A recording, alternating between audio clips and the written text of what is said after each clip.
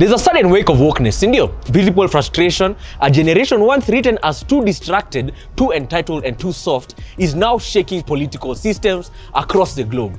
From Kenya to Nepal to Bangladesh, Gen Z is no longer asking politely for change, they are demanding it. Loudly in fact, and this time the world is listening. Let's start here at home. India.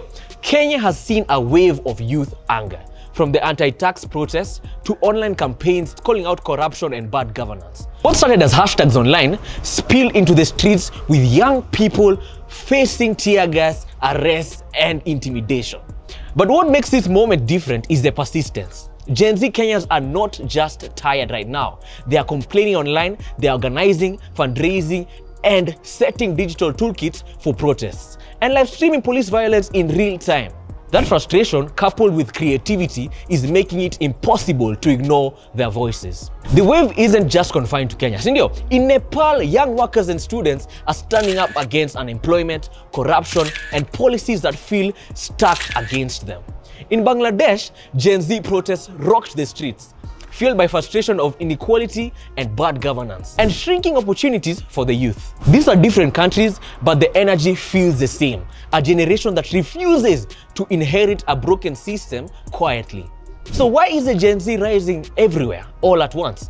First, it's frustration with the status quo.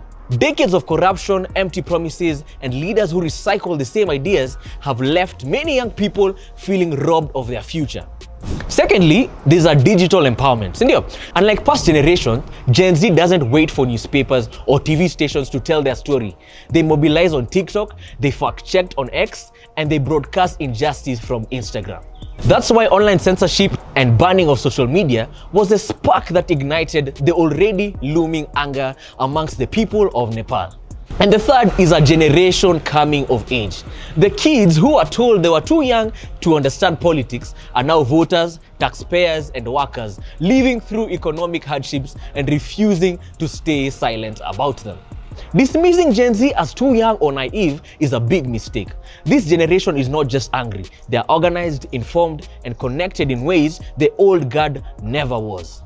Their revolutions are not confined to hashtags. They spill into the streets, influence policy, and shift narratives. This generation is informed, digitally connected, and watching with eyes wide open.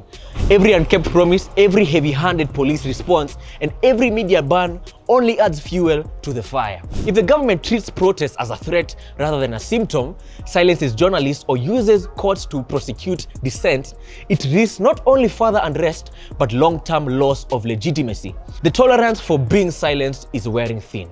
This is more than just a protest, it is a generational shift. From Kenya to Nepal to Bangladesh, Gen Z is not the future, they are the present. The anger is not immaturity, it's clarity. Their protests are not chaos, they are demanding for dignity. Ignore them and you ignore tomorrow. Listen to them and you might just save today. Kama this has just been my personal opinion, but be sure to tell me what you guys think in the comments below. I've been your host Shalom Karaoke and this has been The Recap. See you in the next one.